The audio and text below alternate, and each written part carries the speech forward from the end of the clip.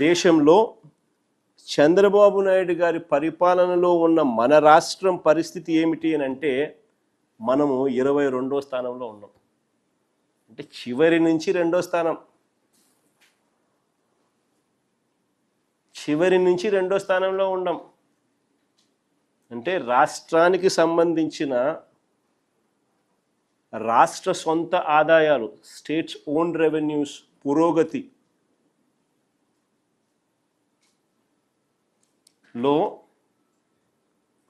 2 ఏళ్ల పీరియడ్ 23-24 అంటే వైఎస్ఆర్సీపీ చివరి సంవత్సరం నుంచి ఈ 2 ఏళ్ల పీరియడ్కు ఈ 9 నెలల కాలంలో అప్పటికి ఈ 9 నెలల కాలం ఇప్పటికి ఈ 2 సంవత్సరాలకు సంబంధించిన కంపౌండెడ్ యాన్యువల్ గ్రోత్ రేట్ చూసుకుంటే కేవలం 1.97% మాత్రమే పెరుగుదలతో దేశంలోనే అట్టడుగు స్థానంలో 23 రాష్ట్రాలు ఉంటే 22వ స్థానంలో మనం ఉన్నాం. చంద్రబాబు నాయుడు గారి అసమర్థత, ఆర్థిక నిర్వహణకు ఇది సాక్ష్యం కాదా అని అడుగుతా ఉన్నా. మరి సొంత ఆదాయాల విషయంలో రాష్ట్రాలతో పోల్చిన లేదా కేంద్ర ప్రభుత్వానికి సంబంధించిన ఆదాయాలు చూస్తే 9.64% పురోగతి. కేంద్ర ప్రభుత్వానికి సంబంధించిన ఆదాయాలు చూస్తే 9.64% పురోగతి. వేరేస్ మన రాష్ట్ర పురోగతి 1.97%. మన రాష్ట్రానికి సంబంధించిన పురోగతి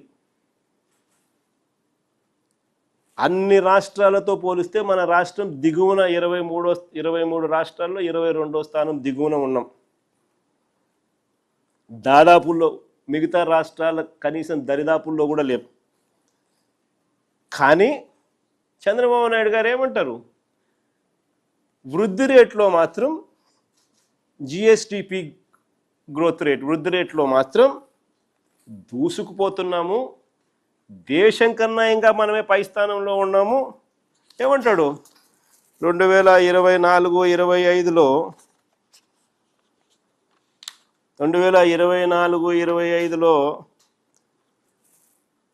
11.75%తో దూసుకుపోతున్నాము, దేశం ఎంత 9.8% అంటాడు.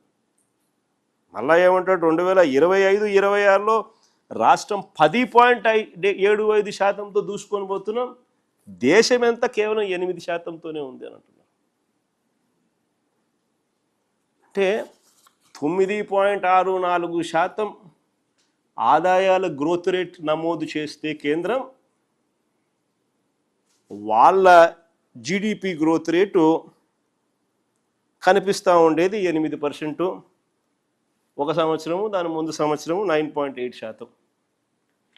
మనం 1.99% ఈయన నమోదు చేస్తూ ఉంటే ఏ రకంగా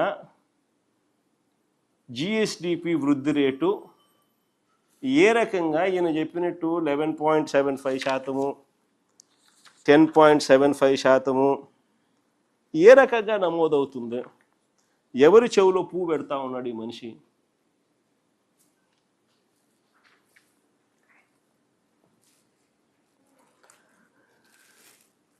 అసలు చంద్రబాబు నాయుడు గారి పాలనలో రాష్ట్రానికి ఆదాయాలు రావడంలా, రాష్ట్రానికి వచ్చే ఆదాయాలు తగ్గుముఖంలో ఉన్నాయి. పెరుగుదల అనేది మిగతా రాష్ట్రాలతో పోలిస్తే మనం ఎందుకు పెరగడంలా? కారణం రాష్ట్రానికి సంబంధించిన ఆదాయాలు రాష్ట్రానికి రావడంలా. రాష్ట్రానికి సంబంధించిన ఆదాయాలు పక్కదో బట్టి చంద్రబాబు నాయుడు గారి జోబిలీకింత, ఆయనకు సంబంధించిన ఎమ్మెల్యేలకింత, ఆయనకు సంబంధించిన బెనామీలకింత అందరూ పంచుకుంటా ఉన్నారు. దోచుకో పంచుకో తినుకో అన్నట్టుగా. రాష్ట్రానికి సంబంధించిన ఆదాయాలు ఇసుక తీసుకున్నా, మట్టి తీసుకున్నా, సిలికా తీసుకున్నా, లాటరైట్ తీసుకున్నా, గ్రనైట్ తీసుకున్నా, లిక్కర్ మాఫియా ద్వారా లిక్కర్ ఆదాయం తీసుకున్నా,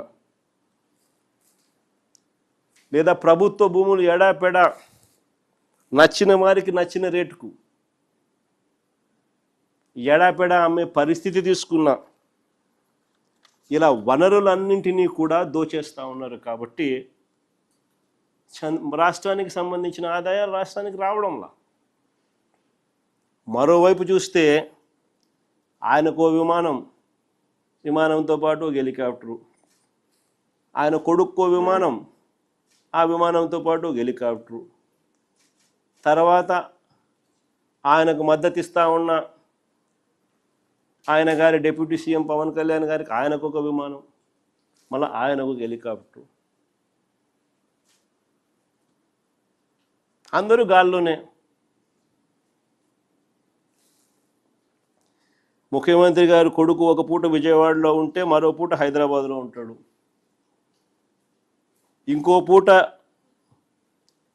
ఈ కొడుకు క్రికెట్ మ్యాచ్ కోసం పక్క దేశం వెళ్ళి కొలంబోలో మ్యాచ్ చూస్తాడు రాత్రికి, మరుసటి రోజు ఉదయం మళ్ళీ విజయవాడలో ఉంటాడు, మళ్ళీ ఆ సాయంత్రం విజయవాడ నుంచి ఢిల్లీకి పోతాడు. అంతే, ప్రైవేట్ విమానాలే.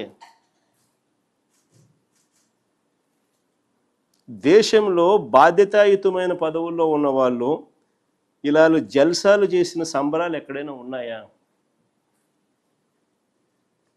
కొలంబోలో మ్యాచ్ ఆడుతా అంటే ఈయనకేం స్వామి, నాకు అర్థం కాదన్నా. ప్రైవేట్ ఫ్లైట్లో కొలంబోకు పోయి మ్యాచ్ చూస్తాడు. ఈ టీవీ చూస్తే కనపడదా మ్యాచ్?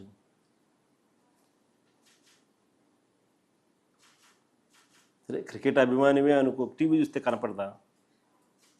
నేను కూడా నిన్న టీవీలోనే చూసిన మ్యాచ్.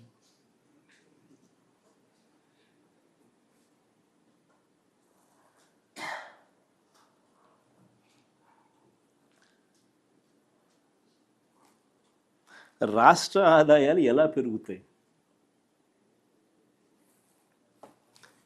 ఇక రాష్ట్ర అప్పుల విషయంలోకి వస్తే మళ్ళీ అవే గోబెల్స్ ప్రచారాలు. చంద్రబాబు